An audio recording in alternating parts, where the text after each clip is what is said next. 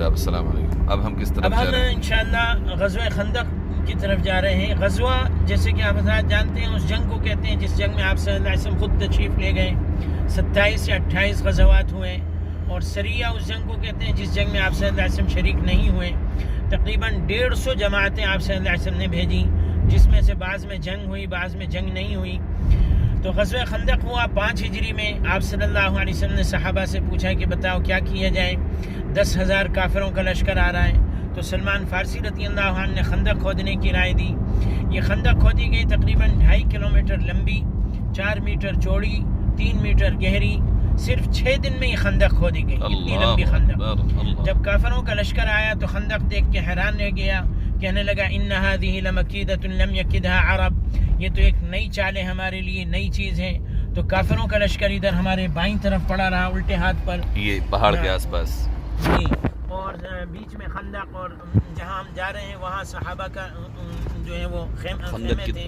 ہاں اس جگہ ہم وہ دیکھیں گے، وہ جگہ جہاں صحابہ کے خیمے لگائے گئے تھے. تو 22 دن تک انہوں نے مدینہ کا محاصرہ کیا، گھیراؤ کیا. پھر 3 دن تک آپ صلی اللہ علیہ وسلم نے دعا فرمائی. پیر، منگل، بدھ کے دن ظہر کے بعد اللہ تعالیٰ نے حضور صلی اللہ علیہ وسلم کی دعا قبول فرمائی. کافروں پر ایک تیز آندھی طوفان بھیجا، جس کی وجہ سے ان کے خیمے اکھڑ گئے، جانور بھاگ گئے، اور وہ بغیر لڑے ناکام و نامراد واپس چلے گئے. پھر آپ صلی اللہ علیہ وسلم نے فرمایا کہ نغزوہم ولا یغزوننا، اب ہم کافروں پر حملہ کریں گے، کافر ہم پر حملہ نہیں کریں گے. 3 جنگوں میں کافروں نے مسلمانوں پہ حملہ کیا، بدر، احد، خندق.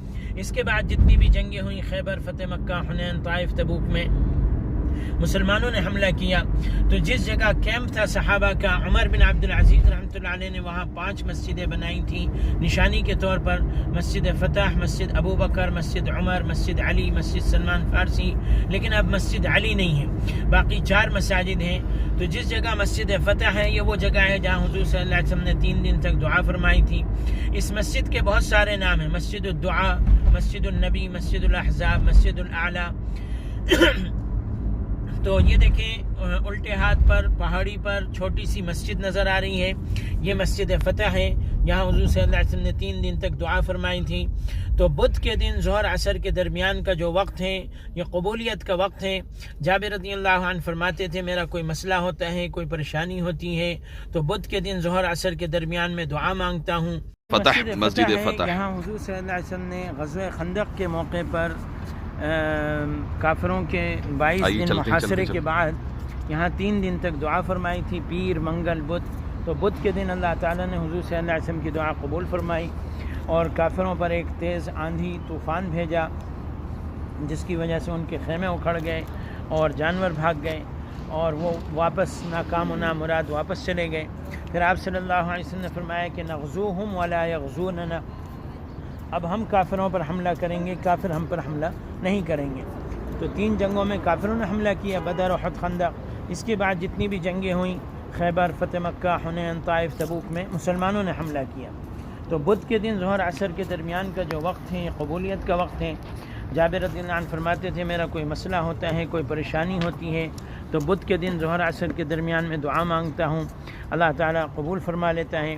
اسی طرح صاحب ہدایہ نے ایک حدیث لکھی ہے، ما من شیء بدئ یوم الاربعاء الا تم، کہ جو بھی کام بدھ کے دن شروع کیا جائے وہ ضرور پورا ہوتا ہے. اسی طرح مسلم شریف کی صحیح حدیث ہے، ان اللہ خلق النور یوم الاربعاء، اللہ تعالیٰ نے نور کو، روشنی کو بدھ کے دن پیدا فرمایا. اللہ اکبر. تو یہ مسجد فتح کے کئی نام ہیں، مسجد الدعا، مسجد النبی، مسجد الاحزاب، مسجد الاعلیٰ، 4-5 نام ہیں اس مسجد کے. تو یہ مسجدیں عمر بن عبد العزیز رحمۃ اللہ علیہ نے اپنے زمانے میں بنوائی تھیں، جب وہ یہاں کے گورنر تھے. سن 87 ہجری سے 93 ہجری تک 6 سال یہاں کے گورنر رہے. اس وقت انہوں نے یہاں 5 مسجدیں بنوائی تھیں نشانی کے طور پر. مسجد فتح یہ ہے، یہ مسجد سلمان فارسی ہے، اور سامنے وہ مسجد عمر نظر آ رہی ہے، وہ چھوٹی مسجد. جی چھوٹی مسجد یہ مسجد عمر ہے. اور رضی اللہ عنہ پیچھے پہاڑی پر درخت کے پیچھے مسجد ابو بکر ہے. جی اور مسجد علی یہاں تھی، جو تقریباً جہاں بس کھڑی ہوئی ہے، کھڑی ہے تقریباً یہاں مسجد علی تھی. 15 سال پہلے وہ مسجد شہید کر دی گئی. تو ابھی پرانی 4 مساجد ہیں، لیکن یہ جو تعمیر ہے یہ ترکی تعمیر ہے. جی یہ اس زمانے کی تعمیر نہیں ہے، عمر بن عبد العزیز رحمۃ اللہ علیہ کے زمانے کی. جی یہ مسجد فتح اوپر جس میں آپ صلی اللہ علیہ وسلم نے 3 دن تک دعا مانگی. یہ مسجد حضرت سلمان فارسی رضی اللہ عنہ. یہ سامنے مسجد عمر جو کار پارکنگ کے بالکل برابر میں ہے، اور ایک پہاڑی کے اوپر قبول ہوئی نا یہ مسجد ابو بکر رضی اللہ عنہ، جہاں یہ کار اور یہ بس کھڑی ہے، یہاں مسجد علی رضی اللہ عنہ تھی. اللہ آپ سب کو یہاں آنا مقدر فرمائے. جب بھی آئیں کوشش کیجئے مسجد فتح میں بدھ کے دن ضرور. اللہ تعالیٰ اگر موقع دے تو دعا مانگنا چاہیے، بہت قبولیت کا مقام ہے. یہ غزوہ خندق کے موقع پر جب خندقیں کھودی گئی تھیں تو یہ اس طرف مومنین اور اللہ کے نبی صلی اللہ علیہ وسلم اور صحابہ کے خیمے تھے. پہاڑ ہے سامنے، جبل سلع ہے. اس پہاڑ پہ کچھ کمرے نظر آ رہے ہیں. ترکوں کے زمانے کی واچ پوسٹ ہے، ترکی چوکی ہے. ترکی فوجی یہاں سے پورے مدینہ کی نگرانی کیا کرتے تھے. اسی پہاڑ سے اعلان بھی کیا جاتا تھا. کعب بن مالک رضی اللہ عنہ کی جب توبہ قبول ہوئی، جنگ تبوک میں وہ نہیں جا سکے تھے، 50 دن کے بعد ان کی توبہ قبول ہوئی تو ابو بکر رضی اللہ عنہ نے یہیں سے آواز لگائی تھی، ابشر یا کعب، اے کعب خوشخبری ہو. کعب رضی اللہ عنہ اپنے گھر کی چھت پہ بیٹھے تھے، سجدے میں گر گئے اور سمجھ گئے کہ میری توبہ قبول ہو گئی. اسی پہاڑ کے دامن میں جابر رضی اللہ عنہ کا مکان تھا. جنگ خندق میں انہوں نے حضور صلی اللہ علیہ وسلم کی 2-3 آدمیوں کی دعوت کی کھانے کی. حضور نے عام اعلان کر دیا، یا اہل الخندق ان جابر قد صنع لنا سورا.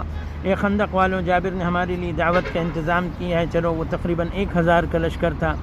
جابر رضی اللہ عنہ گھر کی طرف بھاگنے لگے. آپ نے فرمایا جب تک میں نہ آؤں کھانا شروع مت کرنا.